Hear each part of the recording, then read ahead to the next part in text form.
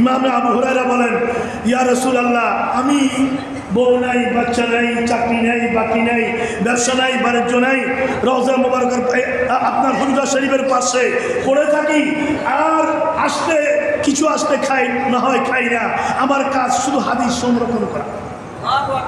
আমি আপনার দিকে চেয়ে থাকি, ওটা আমি সংরক্ষণ করি।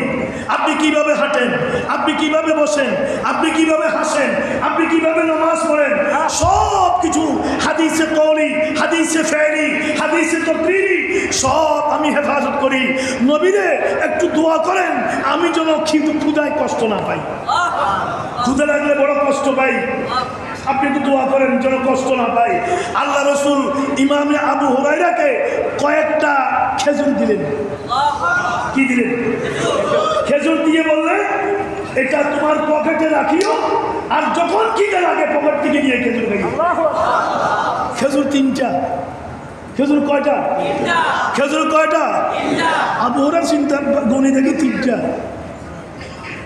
এগুলো পকেটে রাখবো আর খাইবো, এটা তো আমার একবেলায় শেষ হয়ে কিছুই হবে না। তারপরও এই তিনটাকে একটা পকেট বানাইয়া, এখানে কমর বন্ধ আছে না, ওটার ভিতরে হেফাজত করে রেখেছে। আর যখনই খিদা লাগে ওখান থেকে খেজুর খায়, আবার চায় আসেনি বাকি ঠিক আসেনি, দেখে না যতই খায় তিনটা থাকে। খাইতেই থাকে, কিন্তু ওই তিনটা সাহাবা একরামরা বলে, ও আবু হুরায়রা, সবসময় এখান থেকে বের করে খাওটা কি তুমি? কি খাও তুমি? কি খাও তুমি? আবু হুরায়রা ডরে বলে না, তারা যদি চায়। এখন ধরা পড়ে গেছে যে এই শানে নজুল এটা।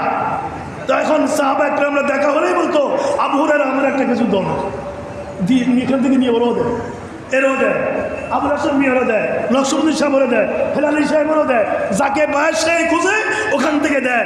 আবার ছায় আসেনি আগুগুলো ঠিক নেই, দেখে যে আসে। জোরে সোরে বলুন না সুবহানাল্লাহ। শানে মুস্তাফা বেকেনারা দরিয়া, শানে মুস্তাফা বেকেনারা দরিয়া।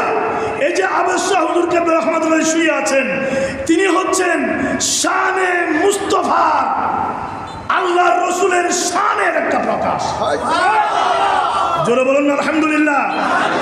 আল্লাহ রসুলের শানের সেই মদিনাতুল মুনাওয়ারা থাকতে পারতেন খাজা বাবার মতো নবীর নির্দেশে সেই হিন্দুস্তানে এসে, সেখান তো আবার নবীর নির্দেশে বাংলার জমিনে এসে এই চাঁদপুরে এই চাঁদ উদিত হয়েছে, আর গোটা বাংলায় সুন্নিয়তের ইনকিলাব হয়ে যাচ্ছে।